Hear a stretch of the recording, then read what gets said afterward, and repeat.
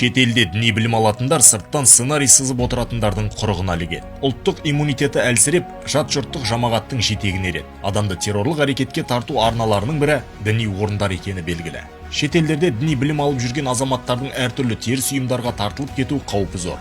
Мұндай керағарлыққа көбіне бұғанасы бекімеген, қанаты қатпаған, оңы мен солын дұрыс бағамдамайтын жастар ілігеді. Діни білім алам деушілерге елімізде бірқатар жағдайлар жасалған. Нұр-Мүбарак ислам мәдениет секілді жоғары оқу орны, 9 медресе, мешіттердің жанында сауат ашу курстары жұмыс істеуде. Одан бөлек дінтану, исламтану мамандықтары да бірқатар жоғары оқу орындарында гранттық негізде оқытылады.